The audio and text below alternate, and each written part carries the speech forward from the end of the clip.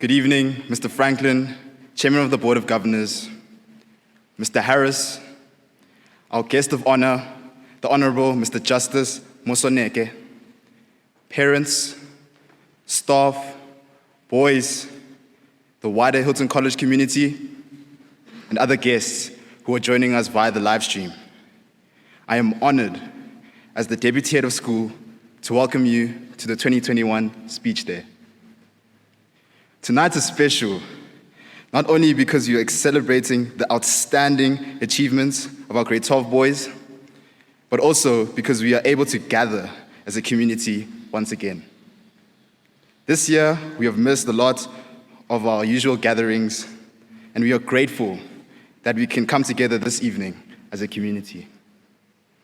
Thank you for joining us on this special occasion. I call on Mr. Franklin, Chairman of the Board of Governors, to address us.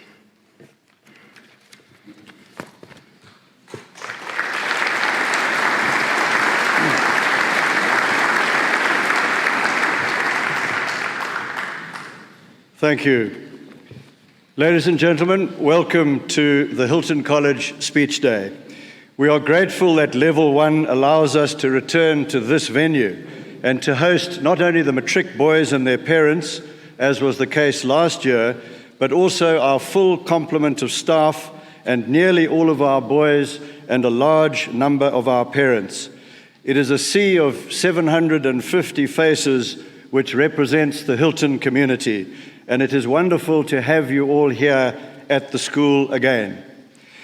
May I also say what a pleasure it is to be addressing you so shortly after Siya Kolisi's Springboks beat the All Blacks. When that happens, it seems that all is well with the world once more. Ladies and gentlemen, whatever the hardships and privations of the past year, I think you'll agree that they are resoundingly eclipsed by the magnificence of this place and the privilege of being able to live and work and be educated in the incomparable splendor of the Hilton estate. And I think we should celebrate just being here.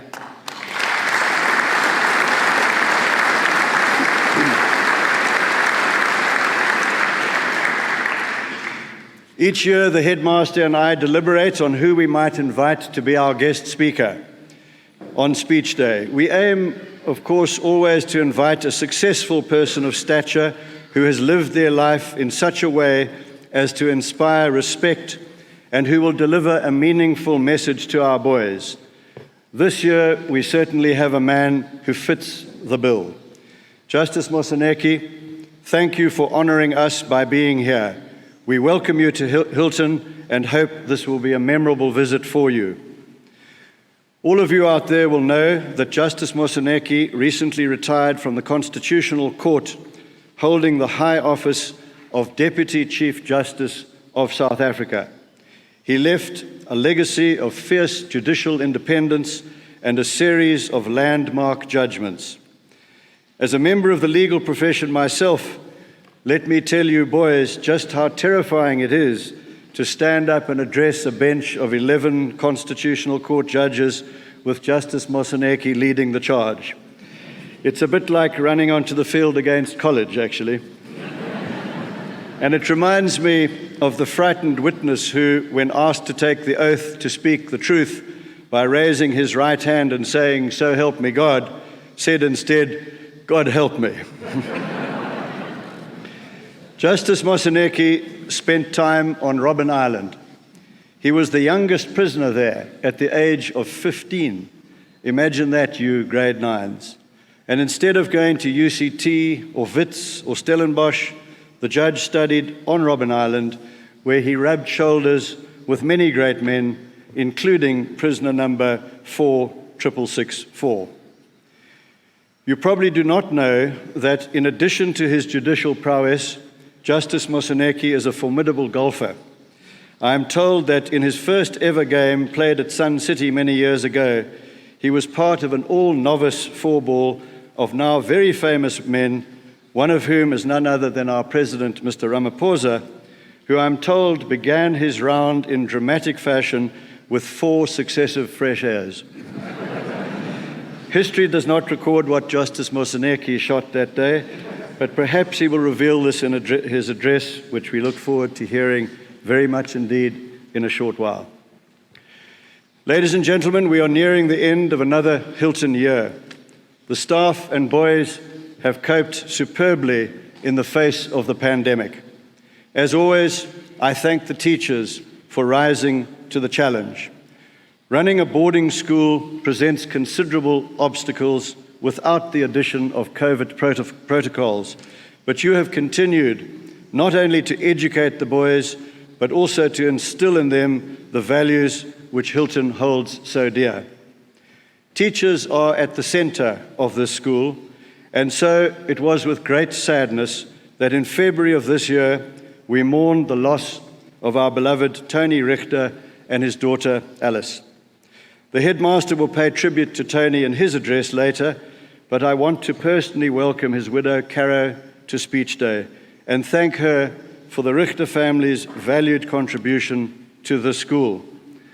A former parent recently told me that when Tony died, he received a call from his son, now at UCT, and he was weeping at the loss of his housemaster, who had made such an impact upon his life at Hilton, and that his son and all of his Ellis House friends at UCT had immediately gathered together to pay tribute to Tony's memory. This is the esteem earned by a committed schoolmaster. Our thanks go to our headmaster for his exemplary leadership of this school. Mr. George Harris is now in his 5th year as head of Hilton. As I have reported ever since he began here, the board is delighted with the ongoing success which Mr. Harris is enjoying at Hilton. His continued inspiration of staff and boys has taken the school to new heights. He is a constant font of innovative ideas, putting Hilton at the forefront of education in South Africa. In recognition of his standing in the academic community, the headmaster has been appointed to the executive committee of ISASA, and in recognition of what he has done for Hilton, the board decided last year to extend Mr. Harris's term of office for the further period until 2028. To you, Mr. Harris, to your deputies, to the whole staff, congratulations. Thank you on another excellent year, which saw Hilton achieving a 100% pass rate for Matric 2020 and an average of 2.7 A's per boy, up from the figure of 2.13 from last year, and I think that deserves a round of applause.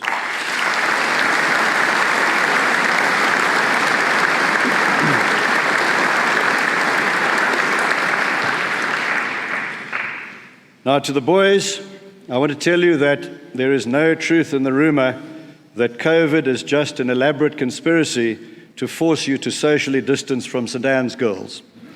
Well done for carrying on cheerfully with your new lives here in the face of annoying and at times very stringent restrictions. We know how hard it is for you to have been largely robbed of the joy of playing competitive sport against other schools. I fervently hope that the grade 8s and 9s and your parents who have never ever experienced the magnificence of a Hilton Michael House Day will be able to do so next year when we resume our encounters with our traditional sporting rivals. And we all know that COVID will be over by then. This is the last speech day before Hilton turns 150 years old. I trust that you all have the 27th of April to the 2nd of May 2022 firmly etched in your diaries. Over that week, we will celebrate the 1.5 centuries of Hilton's existence. Already, there is no accommodation available in the greater Hilton area, as old boys from all over the world make arrangements to travel back to their school in large numbers. Such is the impact that Hilton has on anyone who attends this institution. Finally, I thank my fellow board members for their invaluable service to the school. This year, however, Hilton suffered another great tragedy with the passing of Karabo Mokwape, an exceptional board member, and former head boy of Hilton in the year that President Mandela was our guest speaker. Today, we warmly welcome Karaba's widow, Mrs. Tuli Makwape, and his mother, Mrs. Gwen Makwape, and his sister, Ms. Mangaliso Makwape. I am happy to announce that we have decided to institute an annual prize in remembrance of Karabo.